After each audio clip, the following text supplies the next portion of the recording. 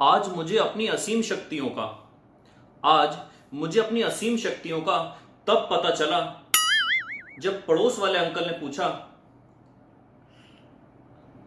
अरे मास्टर जी, अरे कोरोना कब खत्म करवा रहे हो?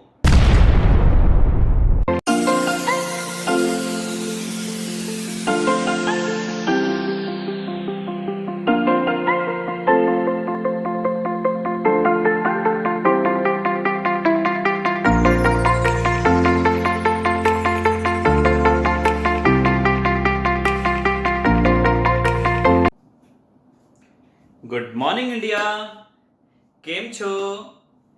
મજામાં? Welcome back to your beautiful से channel with your handsome teacher जिसका नाम है फिजिक्स बाय राहुल बंसल। करते हैं स्टार्ट चैप्टर नंबर 4 क्लास 12 का नेक्स्ट टॉपिक, जिसका नाम है, अभी बोर्ड पे लिखते हैं, जिसका नाम है force between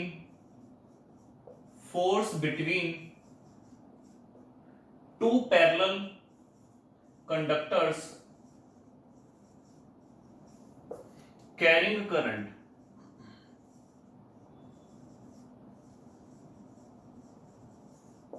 two parallel conductors carrying current. अगर दो पैरेलल कंडक्टर्स हैं अगर दो पैरेलल कंडक्टर्स हैं और उनमें करंट बह रहा है, बह रहा नहीं है, बह रहा है, फ्लोइंग। तो बच्चों सपोज करो इसकी मैग्नेटिक फील्ड जो पैदा होगी वो ऐसे पैदा होगी, ऐसे पैदा होगी, ऐसे पैदा होगी, ऐसे पैदा होगी, ऐसे पैदा होगी। आपने पढ़ा है कंसेंट्रिक सर्कल्स की फॉर्म में मैग्नेटिक फील्ड पैदा होती है। अब जब मैग्नेटिक फील्ड पैदा हो गई तो इस मैग्नेटिक फील्ड के अंदर एक ऐसा कंडक्टर रखा हुआ है जिसके अंदर क्या फ्लो कर रहा है? करंट। जिसमें फ्लो कर रहा है बच्चों करंट। तो जब इसमें करंट फ्लो कर रहा है, आप लोगों ने लास्ट क्लास में पढ़ा था कि किसी मैग्नेटिक फील्ड के अंदर अगर हम क्या पुट कर देंगे, एक प्लेस कर देंगे करंट कैरिंग कंडक्टर, तो उस पर लगेगी एक फोर्स, आइदर अट्रैक्टिव और रिपल्सिव, लेकिन क्या होगा, उस पर लगेगी एक force and that will tends to move, वो स्टार्ट कर देगा मूव करना। तो हम सबसे पहले देखते हैं इस कंडक्टर की वजह से इस पॉइंट पर जो मैग्नेटिक फील्ड पैदा हो रही है उसकी डायरेक्शन क्या है। तो बच्चों आपको याद होगा राइट हैंड थंब रूल, ये मेरा सीधा हाथ है जो ठाकुर के पास नहीं था। आपने इसको इस तरीके से अपने हाथ में लिया, सीधे हाथ में, कि आपकी जो ये उंगलियों की लिप्टन है ये किस डायरेक्शन में जाएगी, that will move in the direction of magnetic field. तो इस पॉइंट पर अगर हम बात करें तो मैग्नेटिक फील्ड होगी ऐसे, मैग्नेटिक फील्ड होगी ऐसे, देखो बढ़िया चल रहा है हाथ एकदम। मैग्नेटिक फील्ड होगी बच्चों ऐसे, मैग्नेटिक फील्ड होगी अंदर की तरफ, करंट जा रहा है ऊपर की तरफ। अब हम फोर्स की डायरेक्शन अगर निकालें तो वो होता है हमारे पास Fleming left hand rule. Magnetic field हो गई अंदर की तरफ, करंट हो गया ऊपर की तरफ, तो फोर्स किस तरफ लगी? इस तरफ। तो इसका मतलब क्या हुआ, ये कंडक्टर इस तरफ खिंचता चला जाएगा। Is it clear? ये कंडक्टर इस तरफ खिंचता चला जाएगा। सेम बात करें अगर हम इस वाले करंट की वजह से भी मैग्नेटिक फील्ड पैदा होगी। हमने करंट का नाम दे दिया I1 और I2। इसकी वजह से जो मैग्नेटिक फील्ड पैदा होगी इस पॉइंट पर, वो किस डायरेक्शन में पैदा होगी? फिर से हम देखेंगे सीधे हाथ में, इस डायरेक्शन में मैग्नेटिक फील्ड बाहर निकल रही है। देखिए ध्यान से, ये मैग्नेटिक फील्ड बाहर निकली, मैग्नेटिक फील्ड आ गई बाहर, करंट हो गया ऊपर, तो फोर्स किस तरफ लगी? उस तरफ। तो ये अट्रैक्ट होगा उस तरफ, वो अट्रैक्ट होगा इस तरफ। तो कहने का मतलब क्या है, ये है पैरेलल करंट्स एक दूसरे को अट्रैक्ट कर रहे हैं।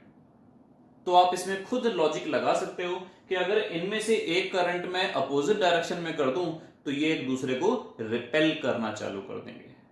Is it clear? तो हम यहां पर एक स्टेटमेंट लिखते हैं सबसे पहले कि पैरेलल करंट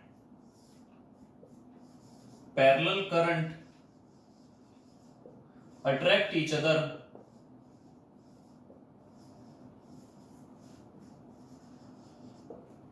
और दूसरा क्या लिखेंगे, एंटी पैरेलल करंट, आंटी नहीं होता, एंटी होता है, anti anti parallel current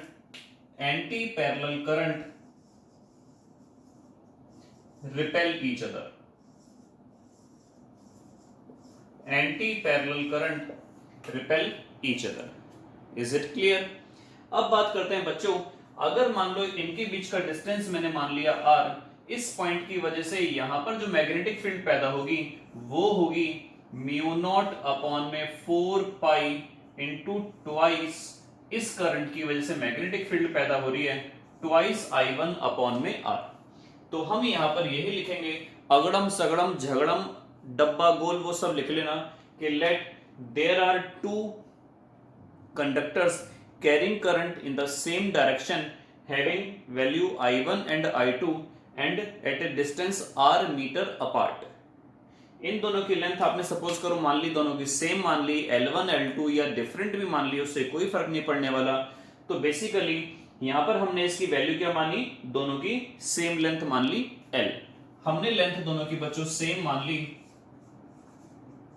L। तो अब हम क्या देख रहे हैं कि एक मैग्नेटिक फील्ड के अंदर एक करंट कैरिंग कंडक्टर रखा हुआ है, और जब करंट कैरिंग कंडक्टर रखा हुआ है तो उस पर लगेगी एक फोर्स। मैग्नेटिक फील्ड की वैल्यू आप लोग पढ़ चुके हो, म्यू नॉट अपॉन में 4 पाई ट्वाइस ऑफ I1 अपॉन में r। तो फोर्स का फॉर्मूला क्या निकल के आएगा, ये आएगा BIL sine theta. Sine theta जो डायरेक्शन होती थी वो होती थी मैग्नेटिक फील्ड और करंट के बीच में। आप देखो करंट जा रहा है ऊपर, मैग्नेटिक फील्ड अंदर, तो साइन थीटा कितना आ गया 90 डिग्री। ये आ गया आपके पास साइन थीटा, साइन 90 डिग्री। अच्छा, करंट कौन सा होगा, जो कंडक्टर के अंदर फ्लो कर रहा है। इस करंट की वजह से पैदा हुई है मैग्नेटिक फील्ड, और इस करंट की वजह से इस पर लगेगी एक अट्रैक्टिव फोर्स। तो हम यहां पर लिखेंगे करंट कौन सा बच्चों, 2 वाला। तो फोर्स आपके पास आ गई, मैग्नेटिक फील्ड की वैल्यू है म्यू नॉट अपॉन में 4 pi into twice of I1 upon में r, साथ में I2, साथ में L, और साइन 90 की वैल्यू आ गई 1।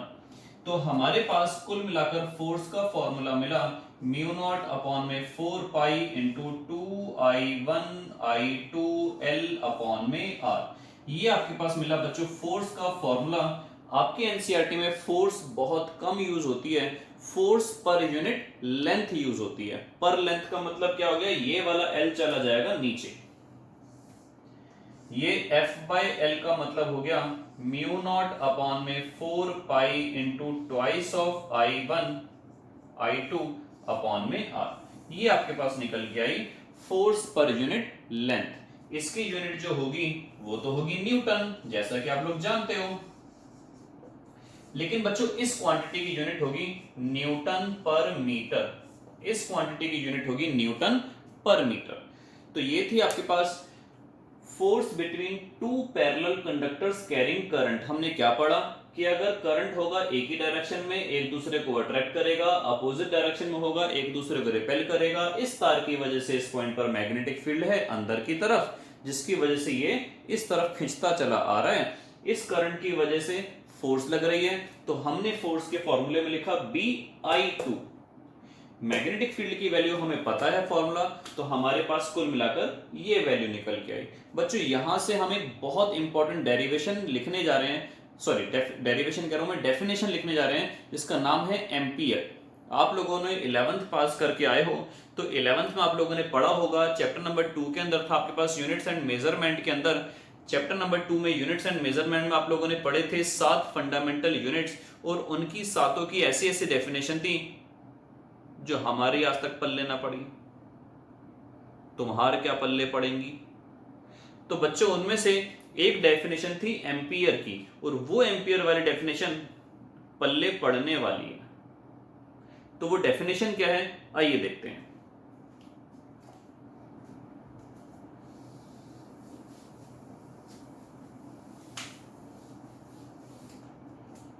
कतई पतला सा हो गया हमारा तो duster. Definition of ampere,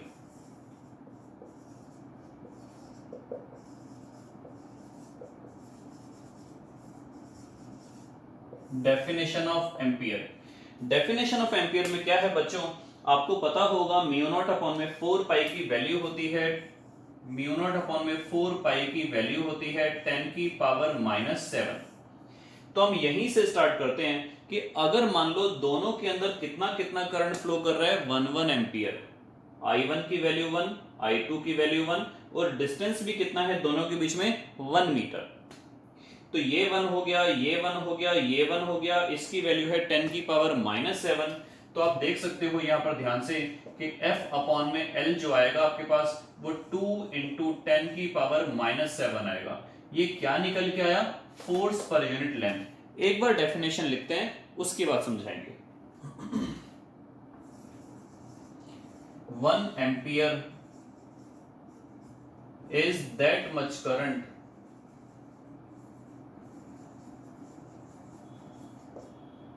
which when flows through two parallel conductors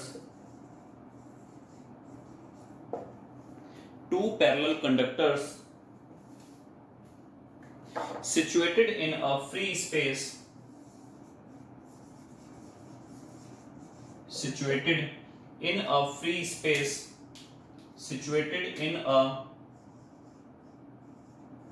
space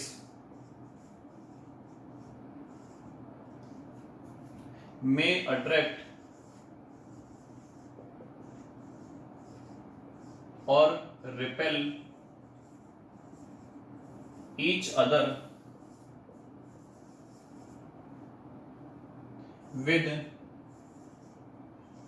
2 into 10 to the power -7 Newton पर मीटर। आपको याद होगा मैंने आपको बताया जो वैल्यू निकल के आई न्यूटन पर मीटर ऑफ देयर लेंथ। ये आपको लिखना बहुत जरूरी है, न्यूटन पर मीटर ऑफ देयर लेंथ, इतनी बात। अब देख लेते हैं फटाफट हमने क्या सीखा।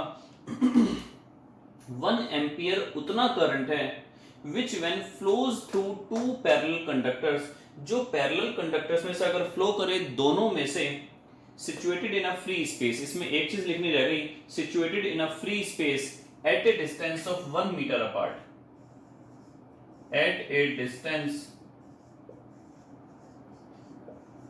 of 1 meter। अगर वो कितनी दूरी पर रखे हुए हैं बच्चों? 1 मीटर की दूरी पर। फिर से देख लेते हैं, 1 ampere is that much current, 1 ampere उतना करंट है which when flows through two parallel conductors, जो अगर दो पैरेलल कंडक्टर्स के में से फ्लो कर रहा है, situated in a free space, जो कहाँ रखे हुए हैं? फ्री स्पेस में, at a distance of 1 metre, 1 metre की दूरी पर, में अट्रैक्ट और रिपेल ईच अदर, वो अट्रैक्ट भी कर सकता है, वो रिपेल भी कर सकता है, as according to condition. with 2 into 10 to the power -7, जो कितनी फोर्स पर मीटर ऑफ देयर लेंथ से अट्रैक्ट करेगा?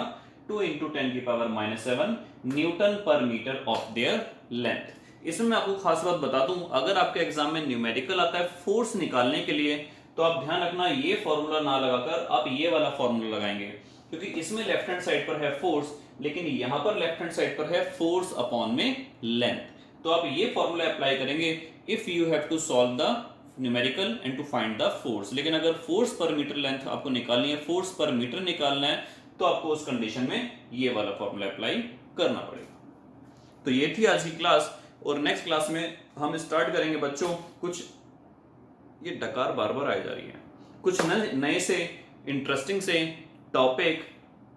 टिल देन गुड बाय, जय हिंद।